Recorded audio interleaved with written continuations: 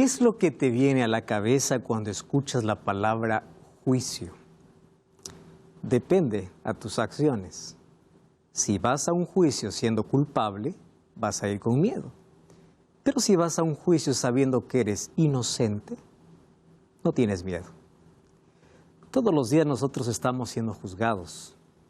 En 1844, Jesús comenzó su ministerio de sumo sacerdote y juez. Y desde allí comienza la purificación del santuario mencionado en Daniel capítulo 8, versículo 14. Hoy veremos en qué consiste ese juicio. Bienvenido, está comenzando Biblia Fácil y nuestro tema de hoy, santuario, un lugar de juicio. Estoy aquí con la palabra de Dios en mi mano y yo sé que también tú lo estás allí. Y vamos a orar para que Dios hable a nuestro corazón. Querido Dios, una vez más estamos aquí con el corazón dispuesto para poder entender tu palabra. Pedimos que tu Santo Espíritu nos guíe, nos oriente y nos lleve al conocimiento de tu verdad. En el nombre de Jesús. Amén. Yo quiero invitarte antes de ir al tema de hoy, para que puedas ingresar a nuestro sitio web estudielabiblia.com y solicitar un curso bíblico para conocer más sobre el plan que Dios tiene para tu vida. Puedes estudiar por WhatsApp, puedes solicitarlo en formato físico o en formato digital. Hay varias opciones. Estudielabiblia.com. Hace algún tiempo escuché una pregunta que realmente me estremeció. La pregunta era, ¿cuál es el Jesús a quien tú sirves? Parece una pregunta tan simple, pero es profunda. ¿Por qué razón? ¿Acaso existen diferentes Cristos? ¿Acaso existen diferentes Jesús o diferentes Salvadores? Y luego yo me di cuenta que en el mundo las personas sirven a veces a un Jesús que no existe. Les voy a hacer un ejemplo. Hay algunos que siguen a un Jesús permisivo. Hago lo que quiero, finalmente Dios me perdona y punto. O sea, Dios es permisivo. Otros que siguen a un Jesús sádico, a un Jesús que va a atormentar a los impíos por miles y miles y miles de años eternamente. Un Jesús sádico. Otros sirven a un Jesús transgresor de la ley. Un Jesús que cuando estuvo en la tierra transgredió el sábado, transgredió la ley, fue en contra de todo. Yo me di cuenta que la pregunta no es tan simple. Porque de acuerdo al conocimiento de la Biblia que tengamos, va a ser el concepto que tengamos de quién es Dios. Muchos pueden estar siguiendo a un Dios que no es el Dios que dice la Biblia. ¿Cuándo nosotros tenemos un mejor relacionamiento con Dios? Cuando tenemos un mejor conocimiento de Dios. El conocimiento está vinculado al relacionamiento. ¿Quieres relacionarte mejor con Dios? Empieza a conocer mejor su voluntad. Empieza a conocer mejor la Biblia. Y hay muchos que no tienen una visión completa de Dios. Algunos ven el cuadro de Cristo de una manera borrosa, no nítida. ¿Y qué cosa es ver a Cristo de manera nítida? Verlo en su amor, en su plenitud de amor y en su plenitud de justicia. Porque las dos cosas no se pueden separar. Y lamentablemente vivimos en una época donde las personas no quieren Biblia, quieren emociones. Hay personas que tienen una fe basada en, yo me siento bien, aquí me siento mejor, donde los sentimientos están por encima de la palabra, donde los milagros están por encima de la palabra, donde la bulla, el ruido está por encima de la palabra, donde los shows están por encima de la palabra. Ese es un problema serio. ¿A qué Jesús está sirviendo? Hoy vamos a ver el amor de Jesús y la justicia de Él. Ustedes saben que Jesús habló de juicio. Miren lo que dice Mateo 11, 21 y 22. Dice así: ay de ti, Corazín, ay de ti, Betsaida, porque si en Tiro y en Sidón se hubieran hecho los milagros que han sido hechos en vosotras, hace tiempo que se hubieran arrepentido en cilicio y en ceniza. Por tanto os digo que en el día del juicio, ¿de qué está hablando Jesús? Del juicio. Será más tolerable el castigo para Tiro y para Sidón que para vosotras. Presten atención que hay dos cosas que me llaman aquí la atención de lo que dice Jesús. Número 1, existe un juicio. Él está hablando. Número 2, el castigo para cada uno no va a ser igual. Va a ser de acuerdo al grado de conocimiento y de rechazo que tuvieron. ¿Qué cosa dice Jesús? En el día de juicio será más tolerable el castigo para Tiro y para Sidón que para ti, Corazín y Betsaida. ¿Entienden estos dos conceptos? ¿Quién es el que habla de juicio? Jesús. ¿Qué dice Mateo 12, 36 y 37? Jesús una vez más hablando. Mas yo os digo, abran allí sus Biblias, Mateo capítulo 12, versículo 36. A veces coloco aquí en la pantalla para ganar un poco de tiempo, pero ahí vamos a la Biblia. Mateo capítulo 12, versículo 36 y versículo 37. Y os digo que de toda palabra ociosa que hablen los hombres, de ella darán cuenta a Dios. ¿Cuándo? Dice. ¿Qué momento establece Jesús? En el día del juicio. Por tus palabras serás justificado, por tus palabras serás condenado. Porque de la abundancia del corazón habla la boca. Ahora, fíjense, interesante, hasta de toda palabra ociosa se dará cuenta ¿dónde? En el juicio. Jesús está hablando esto. Segunda de Corintios 5:10. Nuevamente volvemos al texto del apóstol Pablo. ¿Qué cosa dice? Es necesario, ya explicamos en el capítulo anterior, ¿por qué es necesario un juicio? ¿Recuerdan? Vindicar el carácter de Dios para que no quede rastro de duda en la eternidad, para que la explicación sobre cómo Dios trata al pecado y al pecador quede de manera evidente. Y allí dice, es necesario que todos nosotros comparezcamos ante el tribunal de Cristo para que cada uno reciba según lo que haya hecho en el cuerpo, sea bueno o sea malo. Eclesiastés 12:13, ¿qué cosa dice? El fin de todo el discurso oído es este: teme a Dios y guarda sus mandamientos, porque esto es el todo del hombre, porque Dios traerá toda obra a juicio. Entonces, Antiguo y Nuevo Testamento habla de juicio. El juicio es un tema bíblico. Lamentablemente hay muchos que no quieren hablar de juicio. Les voy a explicar por una razón muy simple. Porque para hablar de juicio tenemos que hablar cómo seremos juzgados. Y ahí está el mayor problema. Porque aquel que dice que la ley no existe, la Biblia dice que por la ley seremos juzgados.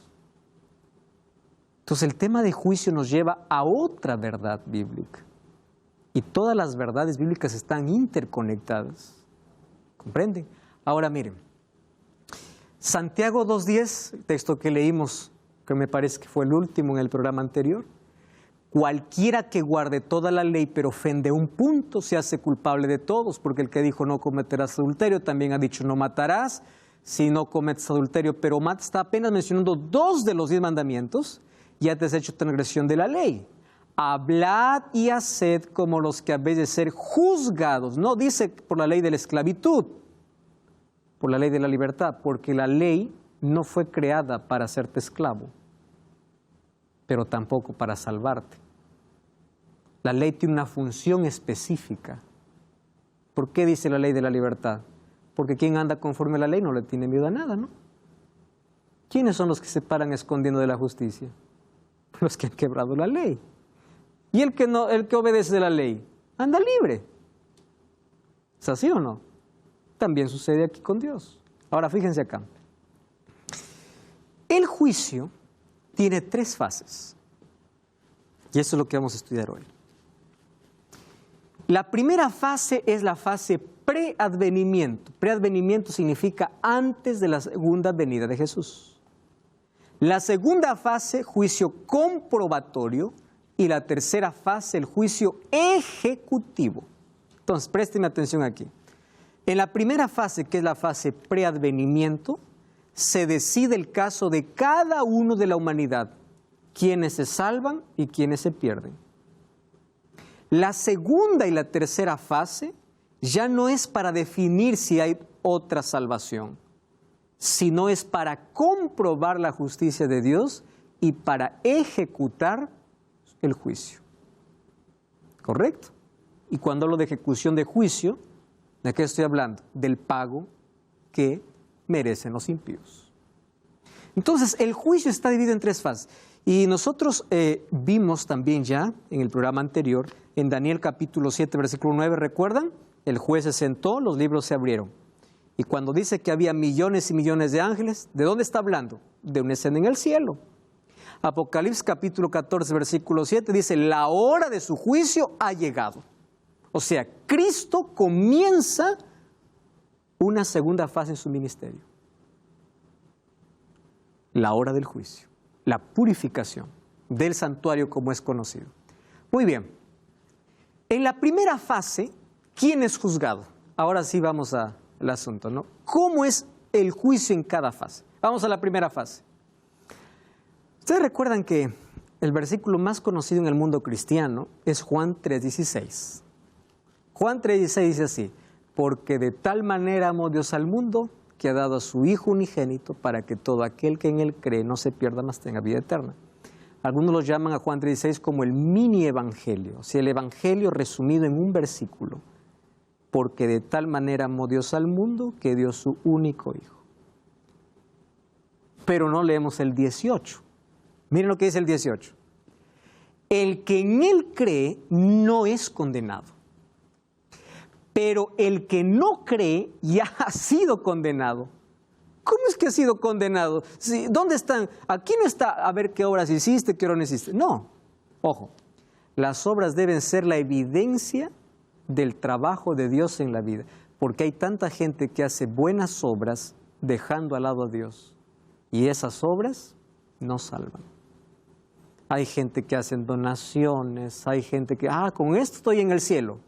Si la salvación fuera por obras, solo los millonarios que donan llegarían al cielo. Pero la salvación es por la gracia de Cristo.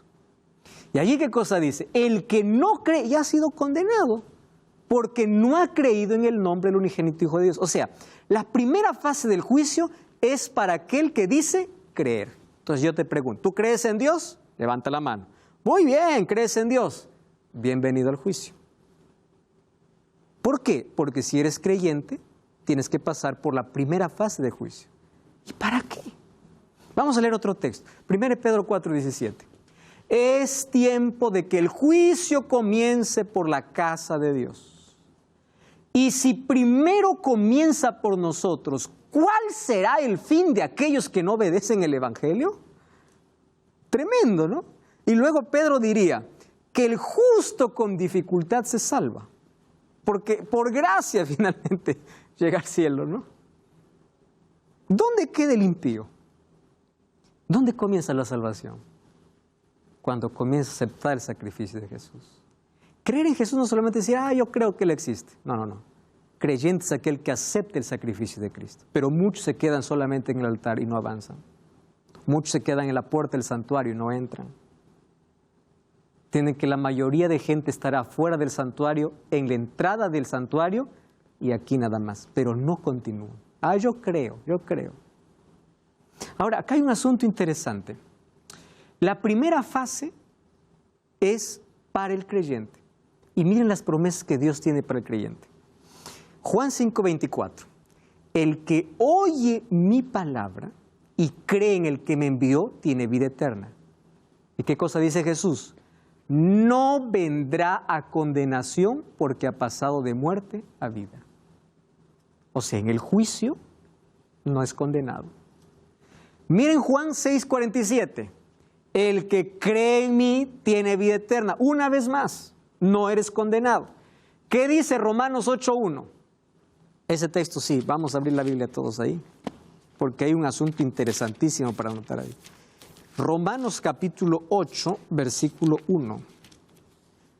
El apóstol Pablo está hablando así. Sandy, ¿tienes el texto? Pero ahora ninguna condenación hay para los que están en Cristo Jesús, los que no andan según la carne, sino según el Espíritu. Gracias. No hay condenación para los que están. ¿Qué significa estar en Cristo?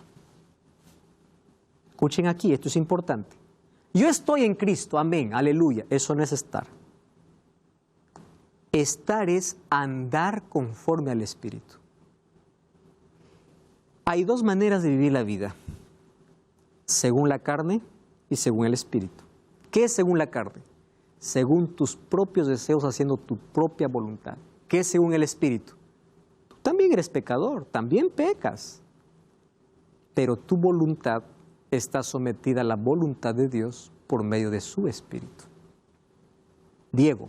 Pastor, mira, muchas personas que llegan a conocer la palabra tienen el deseo de poder seguir ese camino, de seguir a Cristo. Sí. Pero a veces es dificultoso porque no entienden qué significa seguir a Cristo o estar en Cristo. Ajá, exactamente. Gracias, Diego.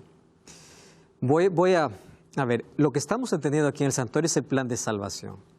Seguir a Cristo es una decisión voluntaria que hace el ser humano, y lo voy a decir de una manera tan simple, ¿está bien? ¿Cómo se acepta el sacrificio de Cristo? Cuando yo me voy a Dios. ¿Cómo me voy a Dios? En oración, no hay otro medio. Y yo puedo caer de rodillas, yo puedo hablar con Dios y decirle, Señor, yo estoy arrepentido por todos mis pecados, quiero abandonar esta vida y yo creo en tu sacrificio y acepto el sacrificio. Esa es una oración.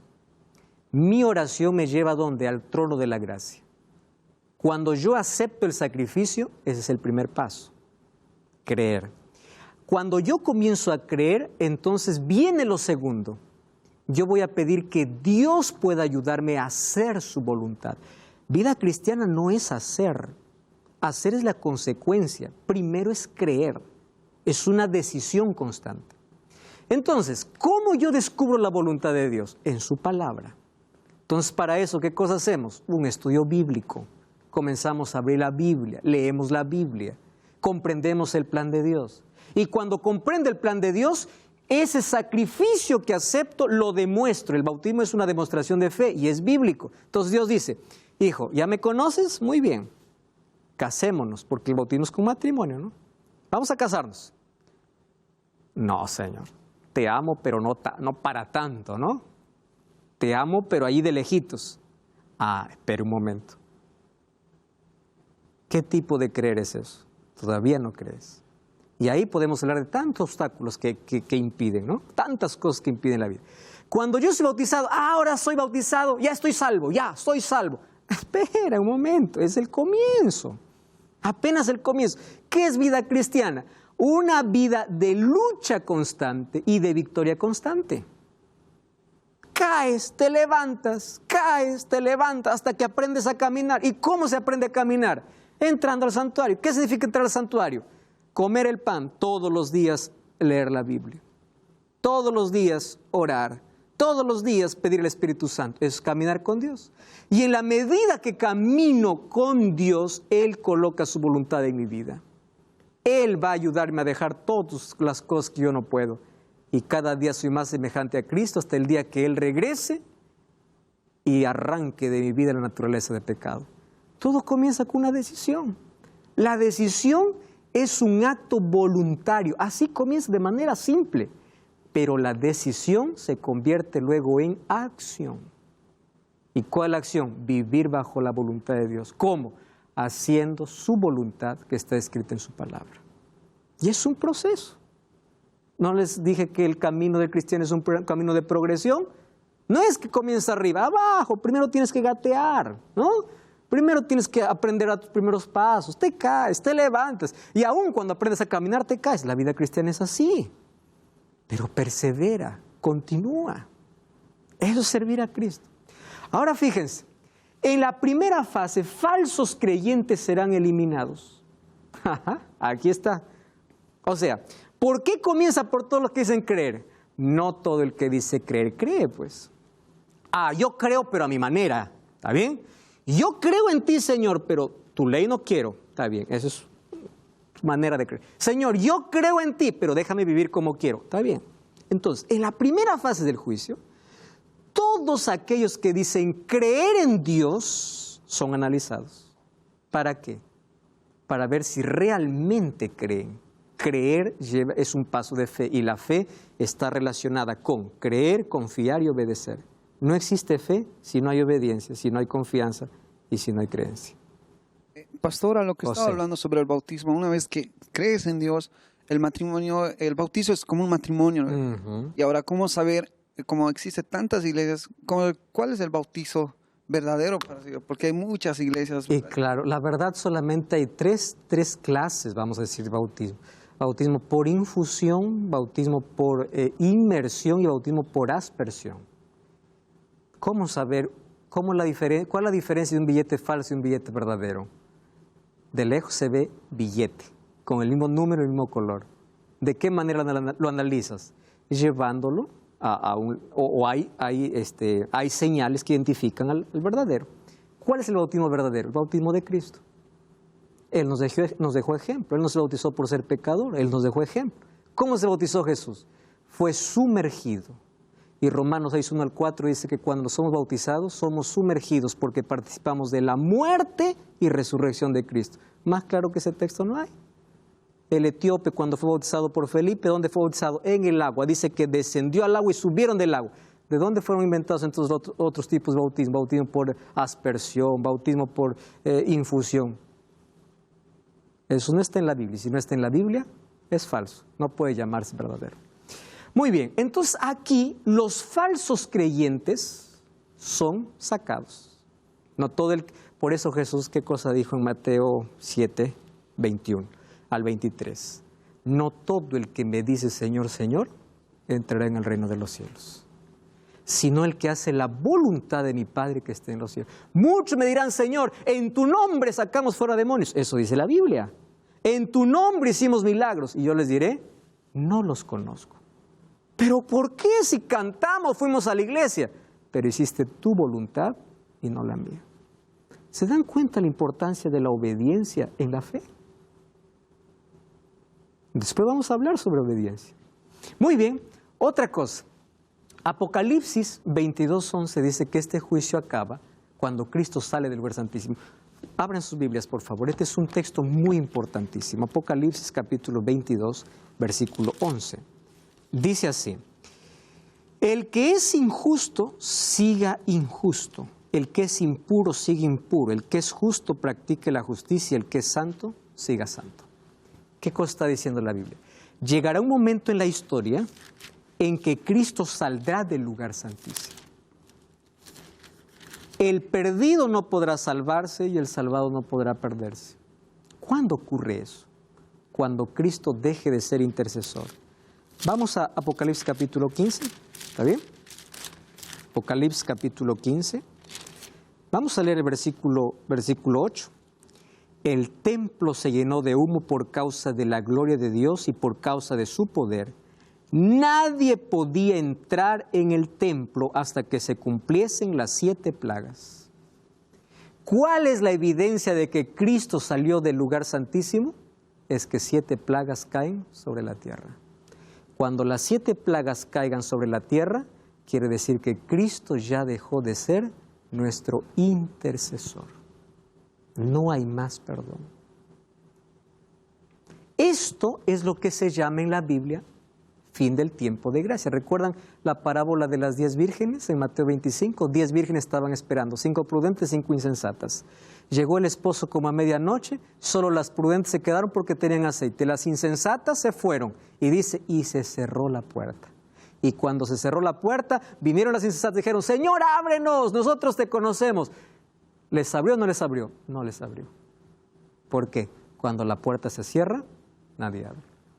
¿Quién cerró la puerta en el arca de Noé? ¿Noé o Dios? Dios cerró la puerta. Y cuando Dios cierra, nadie abre. No se olviden de eso. Apocalipsis 3:7, miren, ya que estamos en Apocalipsis, regresen un poquito más, versículo 7. Dice, escribe el ángel a la iglesia de Filadelfia, este es el santo y verdadero que tiene la llave de David, el que abre y ninguno cierra, pero el que cierra y ninguno abre. Mientras Cristo hoy esté con la gracia disponible para el ser humano, nadie podrá cerrar.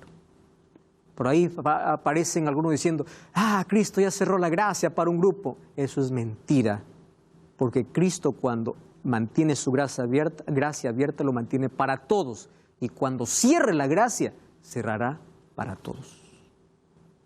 ¿Correcto? Muy bien. Apocalipsis 22:11 dice, el que es injusto sea injusto, el que es inmundo sea inmundo, el que es justo practique la justicia, el que es santo siga santo. Cuando Cristo sale del santuario, se acabó la primera fase del juicio. ¿Y qué dice Daniel 12:1? Esto me encanta. Vamos ahí a leer, miren, aquí en su Biblia, yo voy a leer aquí de la pantalla. En aquel tiempo se levantará Miguel, el príncipe que está de parte de los hijos de tu pueblo, y será tiempo de angustia, cual nunca hubo desde que hubo gente hasta entonces. Pero en aquel tiempo será libertado tu pueblo. ¿Quiénes? Los que se hayan escritos en el libro de la vida. Recuerdan que en Daniel 7 el juez se sentó. ¿Se acuerdan? Pero en Daniel 12 se levantó. Y cuando se levantó, entonces viene la liberación. ¿Y qué es la liberación? La venida de Jesús. ¿Y quiénes irán con él? Los que sus nombres estén escritos en el libro de la vida. Hoy está en un juicio el mundo. Tú y yo estamos involucrados en él. ¿Quieres conocer más? No cambies el canal. Estamos de regreso. Biblia Fácil.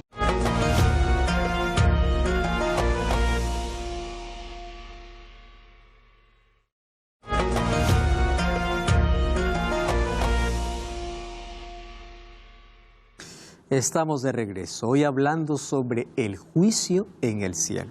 Este juicio tiene 3 fases. Antes de la venida de Jesús, para decidir el caso de todos los que se salvan y se pierden. Habrá una segunda y una tercera fase. Vamos a concluir la primera fase, ¿les parece? En la primera fase, entonces, se separa el falso creyente del verdadero creyente. Y allí se define la salvación de aquel que dice creer en Dios.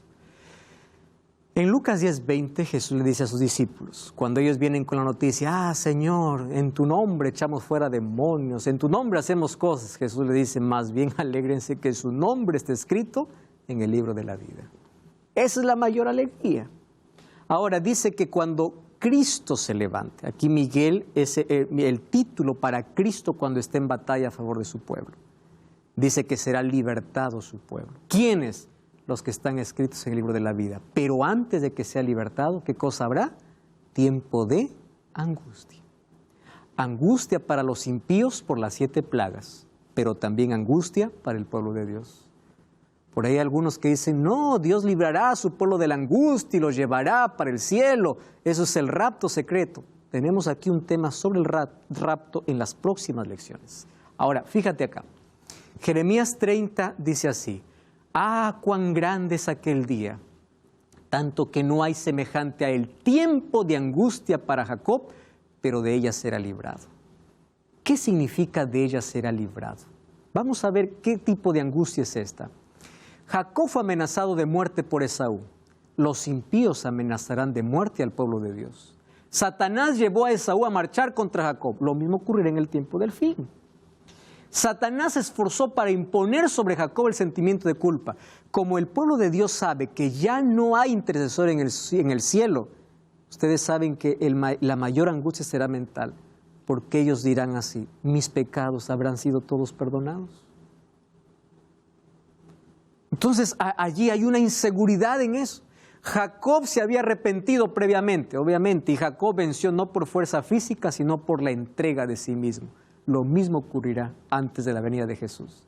Y en Apocalipsis 15:8 dice que cuando el Cristo sale, el templo se llena de humo y comienzan a caer las 7 plagas. Y si ustedes revisan el capítulo 16, dice que los hombres blasfemaron a Dios y no se arrepintieron. ¿Por qué no se arrepintieron al ver tanta plaga? Si hoy la gente se arrepiente con una pandemia. ¿Por qué no se arrepintieron? Porque no habrá más el poder de Dios convenciendo de pecado.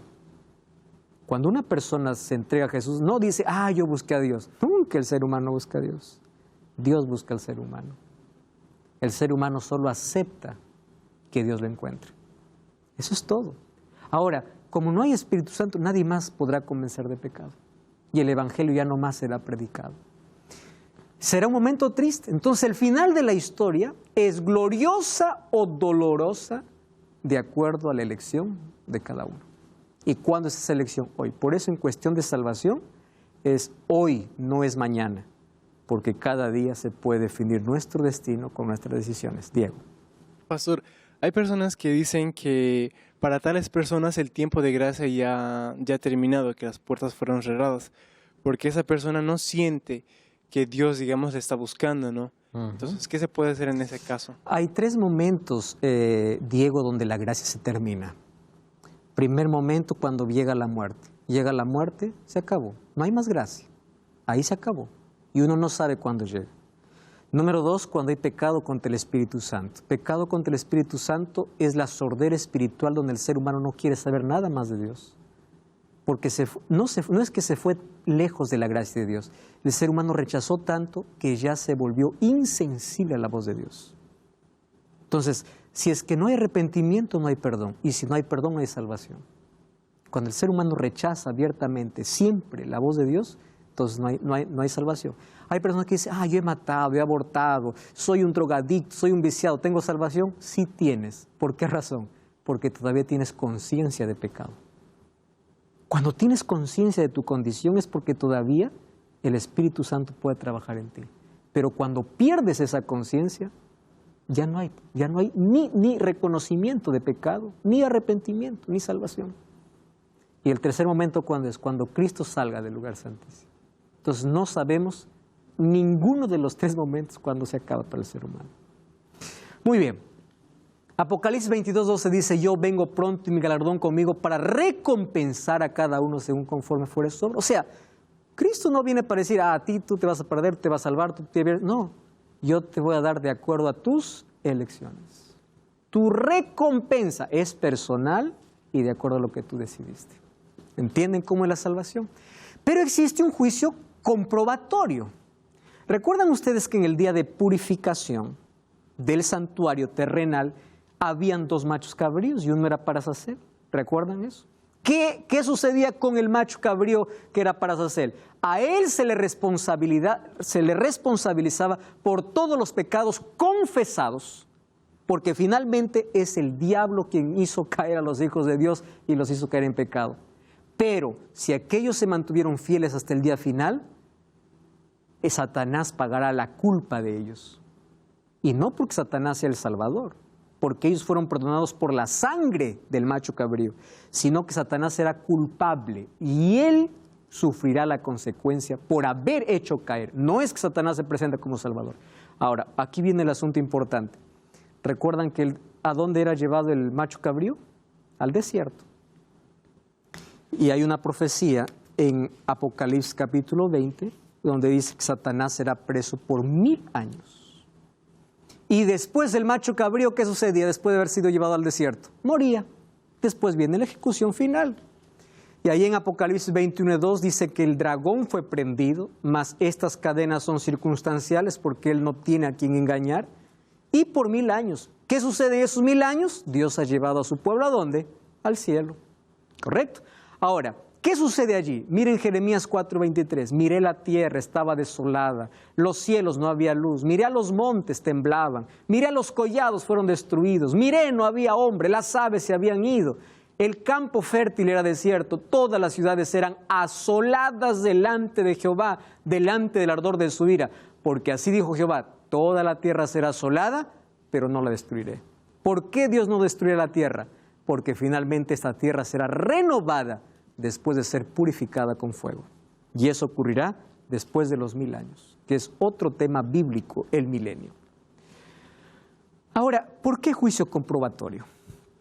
Mírenme, vamos a Apocalipsis capítulo 20, versículo 4, último libro de la Biblia, ¿está bien? Apocalipsis capítulo 20, versículo 4.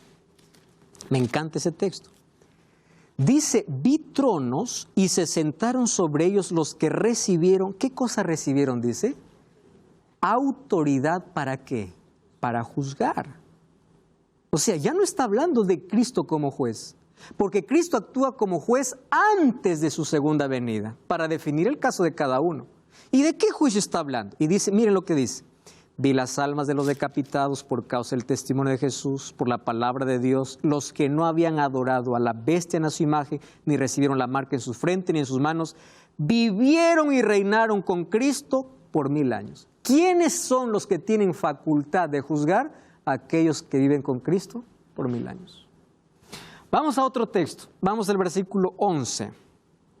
Vi un trono blanco en el cual estaba sentado, vi a los muertos, grandes y pequeños, dice versículo 12, y los libros fueron abiertos, y otro libro fue abierto, el cual es el libro de la vida, y fueron juzgados los muertos por las cosas que estaban escritos en los libros según sus obras. O sea, hay un juicio. ¿Qué juicio es este? Vamos a lo que dice 1 Corintios 6, 2 y 3. Miren lo que dice el apóstol Pablo. ¿No sabéis que los santos han de juzgar al mundo? Y si el mundo ha de ser juzgado por vosotros, ¿sois indignos de juzgar cosas muy pequeñas? ¿No sabéis que hemos de juzgar a los ángeles? ¿A qué ángeles? A los que se rebelaron contra Dios. Entonces, la vida de todo ser humano está en un registro en el cielo. ¿Y por qué Dios permitirá este juicio? Por una razón. Para que en la eternidad no quede un rastro de duda de la justicia de Dios. Le voy a explicar un asunto muy simple. En el cielo, Esteban va a ver a Pablo y va a preguntar, Pablo, ¿qué haces aquí? Si tú me mataste, tú eres un asesino. Ah, no, pues, ven, te voy a enseñar cómo Dios me alcanzó y Esteban no sabe nada de la historia de Pablo. Pero en el cielo también hay personas que debieran estar y no están. Uno puede decir, ¿qué pasó con fulano de tal? Yo pensé encontrarlo acá. No, Dios es injusto. Él era tan bueno, tan perfecto, era tan... Ven acá, ven a los libros. O sea, esos 1000 años es para que Dios responda toda duda sobre su justicia. Y ahí entenderemos los porqués de la vida. ¿Por qué nos sucedió esa tragedia? ¿Por qué? ¿Por qué? ¿Por qué? Pero sobre todo, ¿por qué se salvó y por qué se perdió? O sea, aquí se comprueba ¿qué cosa? La justicia de Dios. Por eso es llamado juicio comprobatorio. No es que llegues al cielo y dices, a ver, voy a ver quién salvo, quién se pierde. No, no. Es solamente para comprobar la justicia de Dios. ¿Y qué sucede? De allí viene el juicio ejecutivo. ¿Cuándo? Cuando termine el milenio. Cuando los 1000 años se cumplan, Satanás será suelto de su prisión. ¿Qué significa suelto? Es que habrá resurrección de los impíos y él podrá engañar. Y saldrá a engañar a las naciones que están en los 4 ángulos de la tierra, Gog y Magog, a fin de reunirlos para la batalla. El número de los cuales como la arena del mar, dice Apocalipsis 27 y 8. Los perdidos son como la arena del mar. Entonces, después de los 1000 años, cuando ya pasó la segunda fase de juicio, desciende la santa ciudad, dice Apocalipsis 21, pero hay resurrección, es la segunda resurrección. ¿De quién? De los impíos. ¿Quién está comandando ahora? Satanás. Y Satanás les va a engañar diciendo, yo los resucité. Y cuando vea que la ciudad está descendiendo, ¿saben cuál es la última mentira del diablo? Vamos a conquistarla, esa nos pertenece. Esa es la guerra, miren, ven. Todas las naciones reunidas en los 4 ángulos de la tierra, a Gog y Magog. Gog y Magog era un nombre simbólico para representar a todas las naciones enemigas del pueblo de Dios. Entonces allí dice, a fin de reunirlos a la batalla, el número de los cuales era como la arena del mar. Imaginen la siguiente escena. Jesús desciende, la ciudad santa desciende, Y miren los millares y millares de personas. Mucha gente buena estará afuera, pero que nunca aceptó la gracia de Dios. Y mucha gente muy pecadora que aceptó la gracia de Dios, se arrepintió y Dios la transformó, estará adentro. Acá adentro habrán ex asesinos. Aquí adentro habrán ex ladrones. Aquí adentro habrá gente mala que fue transformada porque aceptó la gracia de Cristo. Y aquí afuera habrá gente honesta, gente buena, gente generosa, pero que nunca aceptó la gracia. ¿Entienden la diferencia? Miles y miles.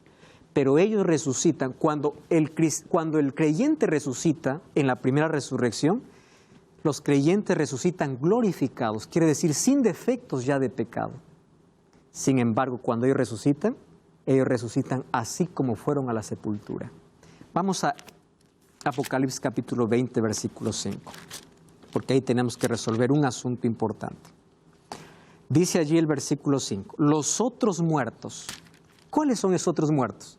Los que no resucitaron en la primera resurrección. Los otros muertos no volvieron a vivir hasta que se cumplieron, ¿cuánto? 1000 años. ¿Entienden? Hay 2 resurrecciones. Muy bien. ¿Y qué sucede cuando estos viven? Vamos al versículo 9. Dice así. Subieron por la anchura de la tierra, rodearon el campamento de los santos y la ciudad amada, pero de Dios descendió fuego del cielo y los consumió. ¿Qué juicio es este? Ejecutivo. La tercera fase. Ahí se acabó la historia. Ahora, un momento allí. Dice el versículo 10, y el diablo que los engañaba fue lanzado en el lago de fuego y azufre, donde está la bestia y el falso profeta, y serán atormentados por los siglos de los siglos, día y noche, eternamente. Entonces ahí viene la pregunta. ¿Existe infierno? ¿Cómo es que van a ser atormentados por los siglos de los siglos? Tengo aquí 2 preguntas. A ver, voy a comenzar aquí José y después Elvis. Pastor, como dice la Biblia, Dios mueve montañas, ¿no? Y una vez que nosotros vayamos a la segunda venida, nos va a llevar todos los días arriba y nos va a hacer mirar a cada uno. ¿Por qué? Porque ellas personas no fueron salvos, ¿no? Dios tiene ese gran poder. ¿Por qué no lo hace ahora para desaparecer a Satanás y así? Porque nosotros nacimos para adorar, ¿no? No nacimos para... Entonces, ¿por qué Dios no elimina de una vez ahora? ¿Y por qué tener que pasar todas esas pruebas? ¿Por qué? Para que su justicia sea vista ante el universo. Nosotros no estamos solos en el universo, José. Nosotros creemos que el universo gira alrededor de nosotros. No. Hay un universo a la expectativa de lo que sucede. Y Dios estableció este plan, como muestra la Biblia, para que en el universo no quede rastro de duda, ni en el ser humano, ni en los seres inteligentes, de su justicia y su poder. Él pudo haber desaparecido al diablo después que se rebeló. ¿Por qué no lo hizo? Porque dejó que el tiempo pueda ver si realmente tenía la razón o no. Elvis. Ahora, hablando de juicio final, hace rato usted mencionó, seremos juzgados por los siglos de los siglos. Mucha gente dice, seré condenado por 1000 años, siglos de los siglos. Eso es lo que vamos a hablar ahorita, porque ese es el problema que ahorita supuestamente estamos allí, ¿no? O sea, una persona que fue condenada va a ser quemada por los siglos de los siglos. Gracias, porque eso vamos a ver ahorita, ¿está bien? Miren, ve, en la Biblia la palabra infierno tiene cuatro nombres o tiene 4 conceptos. Infierno significa Sheol, sepulcro; Hades, en griego, lugar de los muertos; Gehenna era un lugar fuera de la puerta de Jerusalén donde había un montículo de basura y ardía siempre. O sea, ¿por qué ardía siempre? Porque cada vez había nueva basura. De allí viene la palabra infierno también. Y allí viene Tártaros, que es abismo o prisión. Muchos cuando escuchan la palabra infierno dicen, la persona fue al infierno, fue a quemarse. Miren, en la Biblia cuando habla la palabra infierno está hablando primero de la sepultura. Infierno significa infernos, debajo de la tierra. ¿Está? Entonces, ¿de dónde viene la idea de que infierno es un lugar de tormento eterno? Eso es diabólico. No, pero la Biblia está diciendo eso. ¿Qué está hablando? Te explico aquí. Recordemos que Apocalipsis es un lenguaje simbólico. Es decir, que su interpretación no es literal. Ayúdenme rapidito con algunos textos bíblicos. Piensen, primero acompáñenme a este raciocinio. Una persona que pecó 100 años, que arda 1000 años, ¿es justo o injusto? Injusto. ¿Cómo si solo pecó 100? Va a quemarse por miles de años. Eso no ocurre ni siquiera aquí en la tierra, ¿no? Un ladrón cumple una condena, un homicidio otro condena. Entonces Dios no es justo. En otras palabras, Dios sería sádico. Desde arriba también, ay, a veces no me obedeciste, ahora pues, quémate para siempre. Tú viviste 100 años desobedeciéndome, pero yo te voy a castigar miles de años. Eso es sadismo. Eso no es amor. ¿Qué cosa significa entonces fuego eterno? Otra cosa, esta tortura eterna desvirtúa el carácter de Dios. Entonces, ¿qué significa eterno? Miren, en Mateo 25:46 habla de algunos irán al fuego eterno y otros a la vida eterna. Entonces, ¿cómo es? Unos vida eterna, otros fuego eterno. Los dos dice eterno. Tenemos que ver un poquito el idioma original. En el idioma original, la palabra eterno es la palabra olam. No se olviden de esa expresión. Y en el griego, la palabra eterno es la palabra ainoios. ¿Qué significa olam y ainoios? Significa lo siguiente, que es eterno cuando la palabra eterna se define de acuerdo al sujeto donde esté la palabra. Les voy a mostrar un ejemplo aquí. Vamos a abrir 1 Crónicas 28:4. ¿Está bien? Vamos al Antiguo Testamento. 1 de Crónicas capítulo 28, versículo 4. Miren lo que dice allí. Sin embargo, Jehová, el Dios de Israel, me eligió de entre la casa de mi padre para que fuera rey de Israel eternamente. ¿Qué palabra se usa allí? Olam. Yo les hago la pregunta, ¿Salomón es rey eterno? No, pero fue eterno mientras vivió. ¿Qué significa eterno? Ininterrumpido hasta que se acabe. Si la palabra eterno está sujeta a un ser que se acaba, es eterno mientras vive. Pero si la palabra eterno está sujeto a Dios, es eterno sin fin. ¿Cuál es la diferencia? Porque Dios es eterno. Pero si yo digo, yo voy a ser eterno predicador, sí, voy a ser eterno, pero un día voy a morir y acabó mi eternidad. Esa es mi eternidad. ¿Entienden? Entonces, cuando dice que serán consumidos eternamente, significa hasta que se acabe la última célula, eternamente, sin interrupción, será consumido el pecador. ¿Quieren otro ejemplo? Judas, miren el libro de Judas, es un libro antes de Apocalipsis. Judas, versículo 7, este es un texto interesante. Judas, versículo 7, 1:7. Sodoma y Gomorra y las ciudades vecinas, las cuales de la misma manera que aquellos habiendo fornicado, ido en pos de vida, con vicios contra la naturaleza, fueron puestas sufriendo, ¿qué cosa dice? El castigo del fuego eterno. Yo les hago la pregunta, ¿hasta ahora está ardiendo Sodoma y Gomorra? No. ¿Fue eterno en qué? En consecuencias. Eso es eterno. Mientras dure.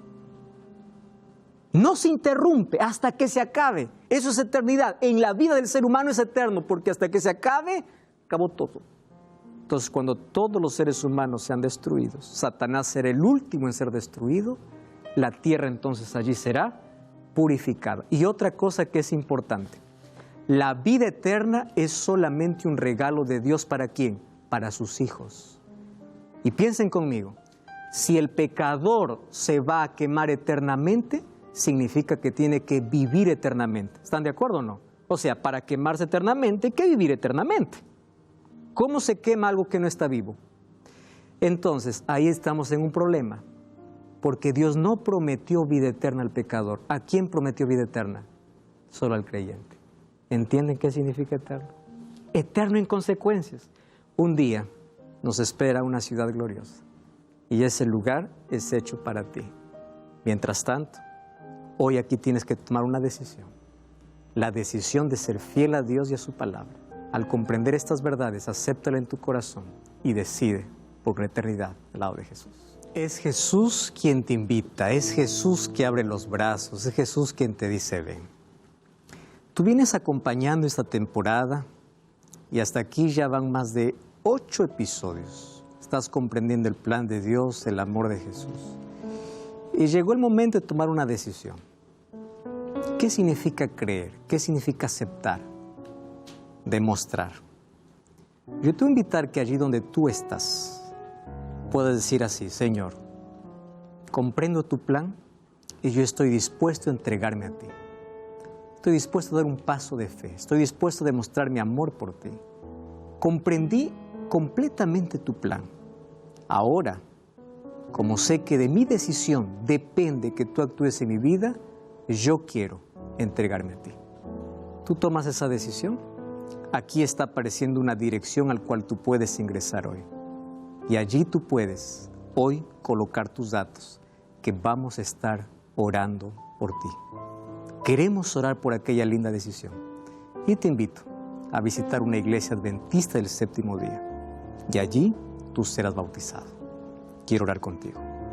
Querido Dios, gracias porque al comprender este tema del juicio en tu palabra, entendemos tu amor y tu justicia. Y hoy aceptamos dar un paso de fe, ese paso de demostración de nuestro amor hacia ti. Enséñanos a caminar en tu voluntad. Colocamos nuestra vida en tus manos y queremos comenzar una nueva historia a tu lado, de aquí hasta la eternidad. Acepta nuestra entrega en el nombre de Jesús. Amén.